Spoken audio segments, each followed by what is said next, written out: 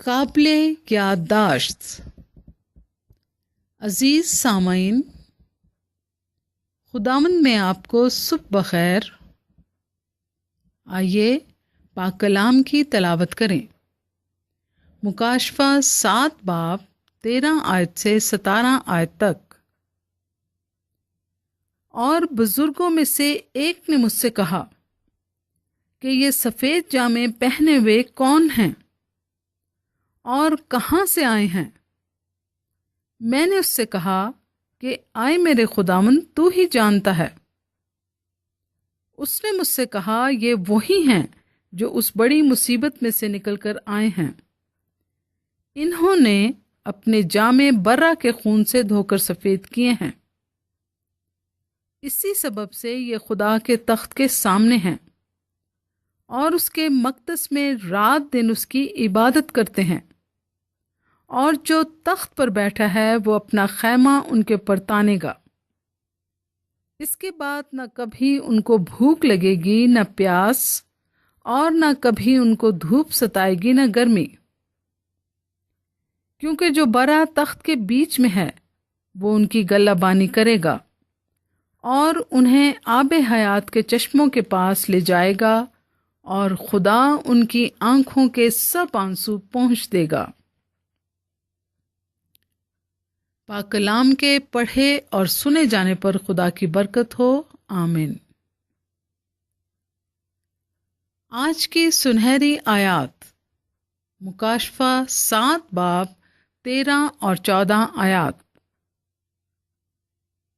اور بزرگوں میں سے ایک نے مجھ سے کہا کہ یہ سفید جامے پہنے ہوئے کون ہیں اور کہاں سے آئے ہیں؟ میں نے اس سے کہا کہ آئے میرے خداوند، تو ہی جانتا ہے۔ اس نے مجھ سے کہا، یہ وہی ہیں جو اس بڑی مصیبت میں سے نکل کر آئے ہیں۔ انہوں نے اپنے جامے برہ کے خون سے دھو کر سفید کیے ہیں۔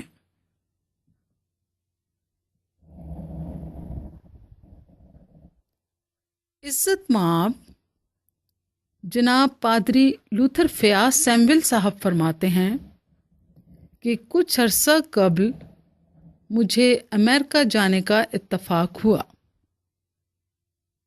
میرے میزبانوں نے بڑی فیاضی کے ساتھ میزبانی کا حق ادا کیا اور ساتھ ساتھ خوب سیر بھی کرائی۔ متعدد قابل دید جگہیں اور چیزیں بھی دکھائیں، جن میں ایک قابل ذکر ہے آرلنگٹن سیمیٹری، آرلنگٹن کا قبرستان، جو کہ واشنگٹن ڈی سی میں واقع ہے۔ یہاں ہر روز سیاحوں کی ایک بڑی تعداد آتی ہے، کیونکہ یہاں پر متعدد امریکی صدور اور نامی گرامی لوگ دفن ہیں۔ یہاں پر ایک ایسی قبر میری توجہ کا مرکز بن گئی جس کے کتبے پر یہ عبارت تحریر ہے: The tomb of the unknown soldier، گمنام سپاہی کی قبر۔ اس قبر پر گارڈز کا متواتر پہرا ہوتا ہے۔ لوگ بطور خاص اس قبر کو دیکھتے ہیں، اس کی تصویریں اتارتے ہیں۔ اس قبر کے اوپر ایک نمایاں طور پر یہ عبارت تحریر کی گئی ہے: Here rest in honored glory an American soldier known but to God۔ یہاں ایک باعزت شوکت مآب امریکی سپاہی محو استراحت ہے جس کو صرف خدا ہی جانتا ہے۔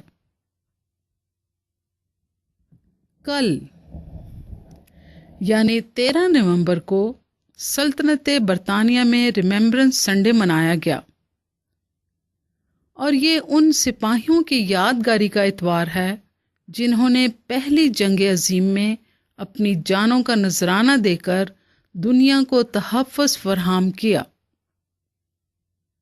پہلی جنگ عظیم جو کہ 11 نومبر صبح 11 بجے 1918 میں ختم ہوئی،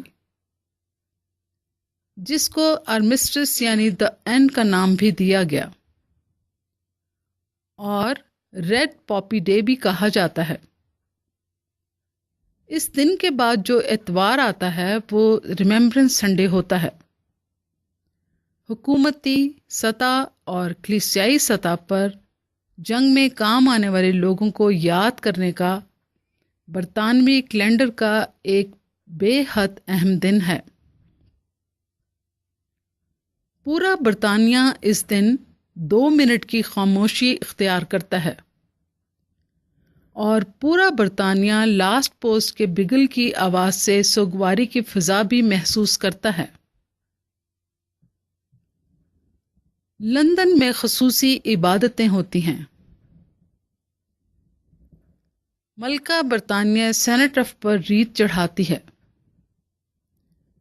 فوجی دستے اس دن کے لیے خصوصی حاضری دیتے ہیں، جیسے کہ گمنام سپاہی کی قبر یادگاری پیش کرتی ہے، ان لوگوں کے لیے جنہوں نے دنیا کو اور اپنے ملک کو تحفظ فراہم کیا۔